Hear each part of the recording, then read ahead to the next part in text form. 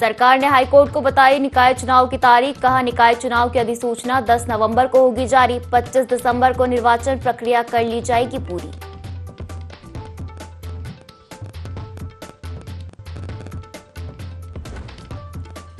धामी सरकार का बड़ा कदम। महिला सारथी योजना में महिलाओं को मिलेगी 50% सब्सिडी पर बाइक, स्कूटी और कार। 4 जिलों में होगी योजना की शुरुआत।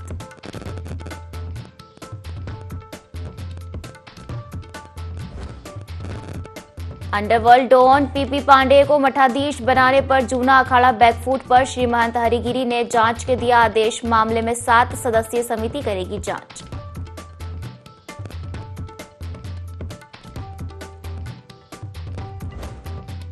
मानसून सीजन के बाद दोबारा शुरू हुई केदारनाथ यात्रा। श्रद्धालुओं की संख्या में बढ़ोतरी। प्रशासन की व्यवस्थाओं से संतुष्ट दिखे यात्री।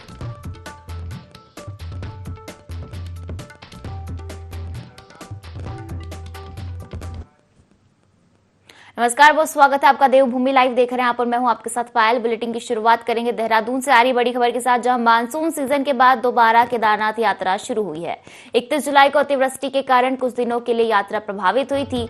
बारिश कम होने के बाद श्रद्धालुओं की संख्या में बढ़ोतरी हुई है। बता दें कि प्रशासन की व्यवस्थाओं से संतुष्ट दिखे हैं यात्री और बाधित हुए मार्गों को खोलने का प्रयास किया जा रहा है।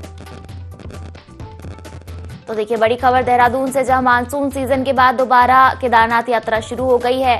पैदल यात्रा प्रभावित हुई थी। 31 जुलाई को अतिवृष्टि के कारण कुछ दिनों के लिए यात्रा प्रभावित हुई थी। बता दें कि बारिश कम होने के बाद श्रद्धालुओं की संख्या में बढ़ोतरी हुई है। प्रशासन की व्यवस्थाओं से संतुष्ट यात्री दिखे हैं और इस बार यात्रियों में इजाफा भी हुआ है। कई श्रद्धालु केदारनाथ धाम मंदिर में दर्शन के लिए पहुंच रहे हैं और आपको बता दें कि बाधित हुए मार्गों को खोलने का प्रयास लगातार किया जा रहा है। चलिए इसी पर ज्यादा जानकारी लेंगे। हमारे साथ संवाददाता विनय सूद लाइव जुड़ गए हैं। विनय, 31 जुलाई को अतिवृष्टि के कारण कुछ दिनों के लिए यात्रा प्रभावित हुई थी, लेकिन अब मानसून सीजन के बाद दोबारा केदारनाथ यात्रा शुरू हो गई। श्रद्धालुओं में किस तरीके का उत्साह देखा जा रहा है और क्या कुछ कार्य किया जा रहा है केदारनाथ धाम मार्ग में? जी बिल्कुल पायल, देखिए आपको बता दें कि अतिवृष्टि हुई थी, तो ऐसे में जो मार्ग है वो पूरी तरह से बाधित हो चुका था, जिसके चलते जो यहाँ पर पैदल मार्ग था उसको रोक दिया गया था, पैदल यात्रा को। तो अब ऐसे में देखा जा सकता है कि जिस तरीके से मुख्यमंत्री पुष्कर सिंह धामी ने यहाँ पर अधिकारियों को दिशा निर्देश दिए थे, उसके बाद जो है अब उस मार्गों को जब खोला गया तो उसके बाद में लगातार जो यात्री है, जो केदारनाथ पहुंचने वाले जो यात्री हैं, लगातार उनकी संख्या में बड़ा इजाफा जो है इस दौरान देखने को मिल रहा है। लगातार जो श्रद्धालु हैं बड़ी संख्या में केदारनाथ का रुख कर रहे हैं। तो ऐसे में देखा जा सकता है कि जो यहाँ पर केदारनाथ पहुंचने वाले जो यात्री हैं, जो श्रद्धालु हैं, उनमें काफी उत्साह भी जो है इस दौरान देखने को मिला है। साथ ही उन्होंने मुख्यमंत्री पुष्कर सिंह धामी द्वारा जिस तरीके से कार्य उत्तराखंड में किया जाता है, चारधाम यात्रा जिस तरीके से उत्तराखंड में चल रही है, तो ऐसे में मुख्यमंत्री के कार्यों को भी जो है यहाँ पर जो बाहर से आने वाले यात्री हैं, श्रद्धालु हैं, उन्होंने सराहा है और काफी उत्साहित जो है इस दौरान यहाँ पर जो यात्री है वो दिखाई दिए हैं। जी बिल्कुल विनय, किन किन मार्गों का कार्य अभी चल रहा है, क्योंकि प्रयास किए जा रहे हैं मार्ग खोलने के लगातार? किन किन जगहों पर आपदा के कारण मार्ग प्रभावित हुए थे, क्या कार्य चल रहा है?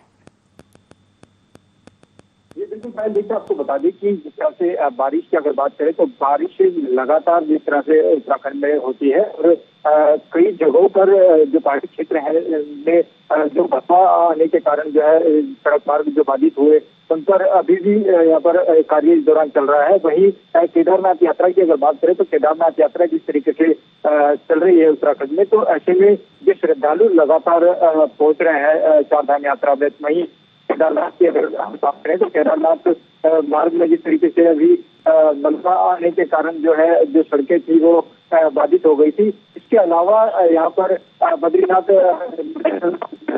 वहाँ पर भी जो है इसी तरीके से काफी दिक्कतें इस दौरान आई थी। बारिश के चलते जो है मलबा वहाँ पर भी आ गया था। तो लगातार प्रशासन का जो कार्य है वो जारी है। इसको हटाने के लिए तो देखा जा सकता है कि पूरी तैयारियों में मुख्यमंत्री पुष्कर सिंह धामी लगातार दिखाई देते हैं। अलर्ट मोड पर जिस तरीके से धामी सरकार यहाँ पर अधिकारियों को रखते हैं कि क्योंकि पहाड़ी क्षेत्र है और बारिश लगातार होती है, तो ऐसे में इसको लेकर के अधिकारियों को दिशा निर्देश भी मुख्यमंत्री पुष्कर सिंह धामी देते हुए नजर आते हैं। साथ ही मौसम विभाग की भी अगर बात करें तो मौसम विभाग जिस तरह से पहले ही यहाँ पर बता देता है, चेतावनी दे देता है कि 3 दिन जो है मौसम इस तरीके का रहने वाला है, भारी बारिश किस दिन होगी, तो उसको लेकर के मुख्यमंत्री पुष्कर सिंह धामी जो है लगातार मॉनिटरिंग भी करते हैं। तो देखा जा सकता है कि अब यहाँ पर बात करें तो जो केदारनाथ यात्रा मार्ग है अब उसको तो खोल ही दिया गया है। साथ ही साथ जो अवरुद्ध हुए जो अन्य जो मार्ग हैं उन पर भी लगातार कार्य किया जा रहा है। जो बिल्कुल विनय, और देखा जाए तो केदारनाथ धाम मंदिर जो है पूरा पहाड़ी इलाके में बसा हुआ है, ऐसे में लैंडस्लाइड का खतरा बहुत बढ़ जाता है।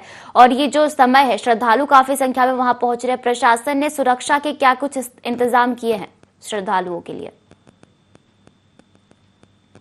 जी पायल, बिल्कुल। देखिए यहाँ पर केदारनाथ की अगर बात करें तो केदारनाथ जो है पहाड़ी क्षेत्र में तो है ही, साथ ही साथ जो सुरक्षा की दृष्टि से देखा जाए तो सभी को अलर्ट मोड पर जो है रहने के दिशा निर्देश मुख्यमंत्री पुष्कर सिंह धामी ने इस दौरान दिया है। क्योंकि चारधाम यात्रा की अगर बात करें, चारधाम यात्रा जिस तरीके से उत्तराखंड में होती है, बड़ी संख्या में देश विदेश के जो श्रद्धालु हैं वो इस दौरान पहुंचते हैं, तो उनको लेकर के उनकी व्यवस्थाओं को लेकर के मुख्यमंत्री पूरी तरह से अलर्ट मोड पर रहते हैं। दिशा निर्देश जिस तरीके से वो यहाँ पर देते हैं कि जो अधिकारी हैं वो पूरी तरह से अलर्ट रहें, क्योंकि मौसम की अगर बात करें तो जो मौसम है लगातार यहाँ पर दिक्कतें जो है मौसम के चलते चारधाम यात्रा में आती है। तो ऐसे में अधिकारियों को जिस तरीके से दिशा निर्देश सीएम धामी यहाँ पर देते हुए नजर आते हैं, फिर बाद में खुद जो है उसकी मॉनिटरिंग भी इस दौरान करते हैं। तमाम जो बैठकें हैं, समीक्षा बैठकें अधिकारियों के साथ इस दौरान वो लेते हैं। तो देखा जा सकता है कि किस तरीके से युवा मुख्यमंत्री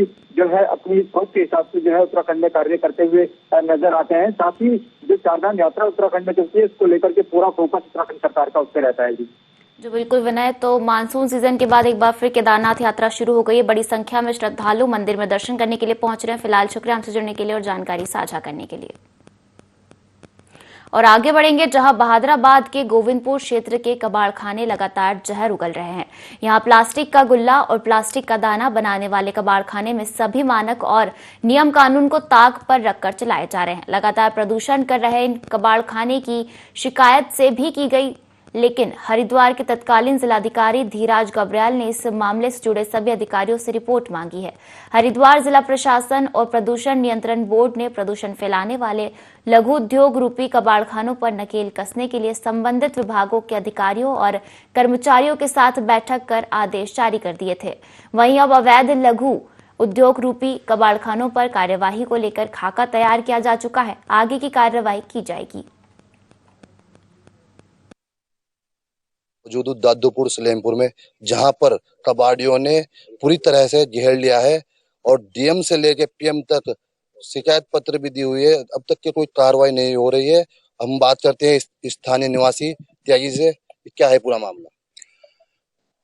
मामला ये है जी, ये यहाँ पे जो इस कॉलोनी के आसपास जितने भी कबाड़ी गुल्ले बनाने वाले हैं, इन्होंने ये सब रात को कूड़ा जलाते हैं, पिन्नी वगैरह जो भी है, उससे एक धुआं निकलता है, जैसे कोहरा टाइप सा छा जाता है। और वो इतना भयंकर होता है कि अंदर तो परेशान करता ही करता है, आंखों में जलन भी करता है और मतलब सांस लेना भी दूभर करता है, जिससे कि यहाँ पे बच्चे, बड़े बूढ़े सब लोग परेशान हैं और बहुत ज्यादा ही परेशान हैं।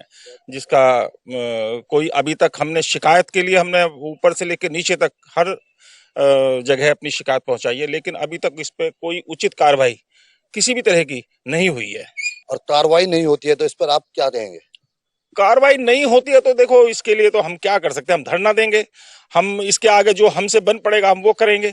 लेकिन हम तो चाहते हैं कि सरकार इसके विषय में कुछ न कुछ करे, हमें इस चीज से निजात दिलाए। आपसे कहाँ हुई है? आपने शिकायत कहाँ की है? हमने पीएम पोर्टल पर भी डाला हुआ है और आपका यहाँ पे आपका स्थानीय विधायक को भी हमने इस विषय में बोला हुआ है।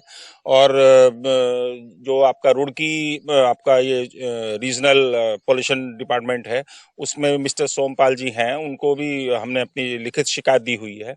और यहाँ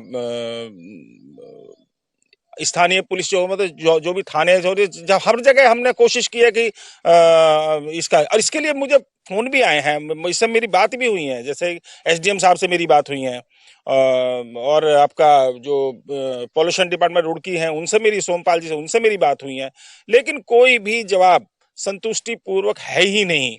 बस वो कहते हैं हाँ हम करेंगे, लेकिन होता कुछ नहीं है। वो बोलते भी हैं कि ये अनलीगल है, लेकिन उसके बावजूद भी कोई कार्रवाई नहीं होती है। शिकायत तो हमने हर जगह की है। बताया गया है, प्रधानमंत्री तक की शिकायत हुई है और पोर्टल पे भी शिकायत गई है, और कार्रवाई होगी या स्थानीय निवासियों के साथ छल होगी। 24 से शहजाद अली, हरिद्वार। राज्य सरकार ने एक निर्णय लिया है जिसके तहत अब सरकारी कर्मचारी भी राष्ट्रीय स्वयंसेवक की संघ की प्रातः और शाम को लगने वाली शाखाओं में प्रतिभाग कर सकेंगे। इसके साथ वह अब संघ की गतिविधियों जैसे कि आईटीसी और ओटीसी में भी भाग ले सकेंगे, जिसको लेकर कांग्रेस प्रदेश उपाध्यक्ष मथुरा दत्त जोशी का कहना है कि यह बहुत ही निराशाजनक निर्णय है और भाजपा ने कार्यपालिका का भगवाकरण करने का काम किया है। उन्होंने कहा कि सर्विस कोड ऑफ कंडक्ट में साफ कहा गया है कि कोई भी सरकारी, राजनीतिक और गैर राजनीतिक संस्था के कार्यक्रम में प्रतिभाग नहीं करेगा। वहीं भाजपा ने कार्यपालिका में हस्तक्षेप करने, कार्यपालिका का भगवाकरण और राजनीतिकरण करने का काम किया है। भाग्यपूर्ण निर्णय है और इससे ऐसा लगता है ये नादिरशाही निर्णय है, तानाशाही पूर्ण निर्णय है और कार्यपालिका के कार्यक्षेत्र में हस्तक्षेप है। और ये सर्विस कोड ऑफ कंडक्ट में साफ कहा गया है कि कोई भी सरकारी कर्मचारी, गैर राजनीतिक संगठन हो या राजनीतिक संगठन हो, उनके कार्यक्रमों में भाग नहीं ले सकता है। और इस तरीके का निर्णय लेकर भारतीय जनता पार्टी ने कार्यपालिका का भी आरएसएसीकरण करने का काम किया है, भगवाकरण करने का काम किया है, राजनीतिकरण करने का काम किया है। उधम सिंह नगर जनपद की किच्छा कोतवाली पुलिस को टीम को बड़ी कामयाबी हाथ लगी है। किच्छा पुलिस ने महिला के साथ हुई चेन लूट की घटना का खुलासा कर दिया है। पुलिस ने वृद्ध महिला से चेन लूट की वारदात को अंजाम देने वाले बरेली निवासी 2 कुख्यात बदमाशों को दबोच लिया। पुलिस ने आरोपियों के कब्जे से लूटी गई सोने की चेन और घटना में प्रयुक्त बाइक भी बरामद की है। 3 अगस्त को वादी अविनाश शर्मा इनके द्वारा तहरीर दी गई थी कि इनकी मां सोनिया देवी का जो है चेन स्नैच किया गया, चेन लूटा गया है। और ये वार्ड नंबर 9 के पास जो है 2 अभियुक्त द्वारा मोटरसाइकिल से आकर इनके गले में से सोने का चेन जो है ये चोरी कर लिया गया है, लूट लिया गया है। इसके संबंध में हमने तुरंत 304/2 का मुकदमा हमने बीएनएस के अंतर्गत पंजीकृत किया था और इसकी विवेचना में पूरी कोतवाली किच्छा की टीम सीओ सितारगंज और एसपी सिटी के नेतृत्व में लगी हुई थी। इसमें कई यूपी के कई जनपदों में हमारी टीम ये गई थी। काफ़ी मैनुअल तथा टेक्निकल डिटेल्स के आधार पर हमने बरेली, रामपुर, पीलीभीत, शाहजहाँपुर, मुरादाबाद इन सभी जनपदों में जाकर और मेहनत कर एक बहुत ही अच्छी सफलता प्राप्त की है। इसमें 2 अभियुक्त हैं, मोहम्मद उजैर और तौफीक अहमद, ये दोनों बरेली के निवासी हैं। इनको गिरफ्तार किया है। इन अभियुक्तों के ऊपर जो है यहाँ पे भी हम गैंगस्टर बनाने की भी कार्रवाई करेंगे। लगातार हो रही मूसलाधार बारिश के बाद जहां जनजीवन अस्त व्यस्त हो गया है, वहीं कई सड़कें भी क्षतिग्रस्त हो चुकी हैं और अभी भी लगातार बारिश होने से कई स्थानों पर भूस्खलन का खतरा बना हुआ है।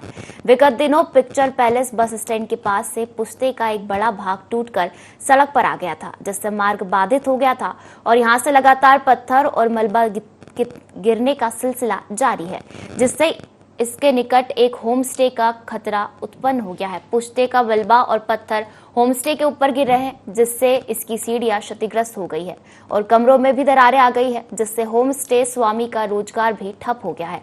शासन प्रशासन की टीम द्वारा मौके का मेन भी लिया गया, लेकिन अब तक इस होमस्टे स्वामी को किसी भी प्रकार का मुआवजा नहीं मिल पाया है।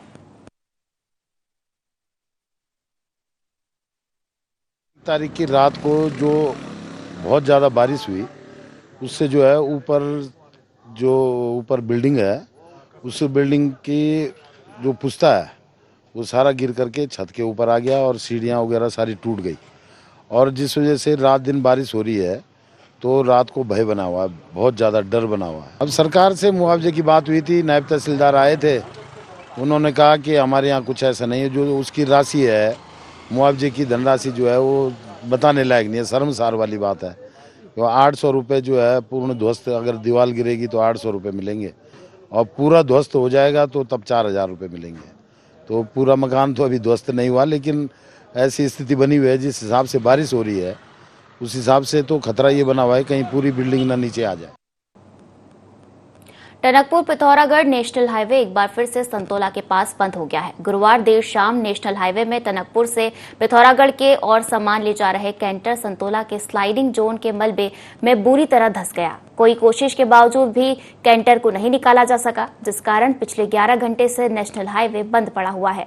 यहां पर कई वाहन और यात्री फंस चुके हैं। क्षेत्र के सामाजिक कार्यकर्ता हरीश तिवारी ने बताया कि कैंटर स्वामी मौके पर पहुंच गया है। मजदूरों की मदद से कैंटर को खाली कर निकालने का प्रयास किया जा रहा है।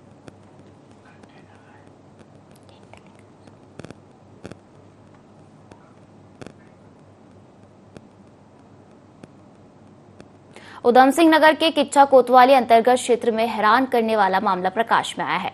4 दोस्तों ने मिलकर अपने 5वें दोस्त का मोबाइल चुरा लिया और 3,80,800 रुपए की मोबाइल के माध्यम से ठगी कर ली। पीड़ित की शिकायत पर पुलिस ने मुकदमा दर्ज कर मामले की जांच शुरू कर दी है। पुलिस की जांच में पूरा मामला खुलता चला गया। विगत 8 जून को पीड़ित कौशल कुमार ने अपनी दुकान से मोबाइल चोरी होने की सूचना दर्ज कराई थी।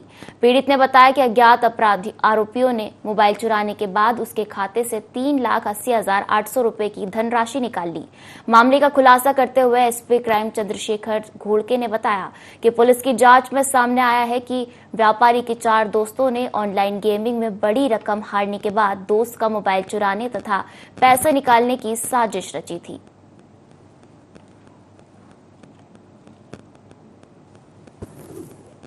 कुमार जो लालपुर के निवासी हैं, उन्होंने ये बताया था कि इनका मोबाइल चोरी हो गया है और इसके उपरांत जो है इनके खाते से लगभग 3,80,000 रुपए निकाले गए हैं। तुरंत मुकदमा पंजीकृत करके टीमें गठित की थी। इसमें लगातार फॉलोअप लेके टीम को गाइड करते हुए 2 अभियुक्त इसमें हमने गिरफ्तार किए हैं। ये एक बहुत ही सरप्राइजिंग था कि एक दोस्त का ही मोबाइल इन्होंने चोरी कर लिया और उसके बाद क्योंकि इनको इसका लॉक भी पता था मोबाइल का, तो UPI के माध्यम से लगभग 3,80,000 रुपए निकाले। गेमिंग के आदी हैं और गेमिंग में इनको काफी लॉस भी हुआ था, तो उनके ऊपर कर्जा भी रहा, तो इसको दूर करने के लिए एक आसान तरीका इन्होंने ढूंढ लिया था। 2 अभियुक्त जो है कमल और अभय, ये इसमें वांटेड है, हमारे लिए वांछित है। काम करने वाली पूरी टीम को मैं बहुत बहुत बधाई और शुभकामनाएं देता हूँ। सरोवर नगरी नैनीताल के संयुक्त कर्मचारी महासंघ कुमाऊं मंडल विकास निगम के पदाधिकारियों की महासंघ के अध्यक्ष दिनेश गुरुरानी के नेतृत्व में पर्यटन सचिव कुर्वे से वार्ता हुई। वार्ता के बाद निदेशक मंडल की हुई बैठक में संविदा कर्मचारियों की वेतन बढ़ोतरी की गई। निगम के इतिहास में पहली बार संविदा कर्मचारियों का वेतन इतना ज्यादा बढ़ गया। निदेशक मंडल में 10 वर्ष से ज्यादा काम करने वाले संविदा कर्मचारियों के वेतन में 5,000 की वेतन बढ़ोतरी की गई। वहीं 5 वर्ष से ऊपर कार्य करने वाले संविदा कर्मचारियों के वेतन में 4,000 की बढ़ोतरी की गई है।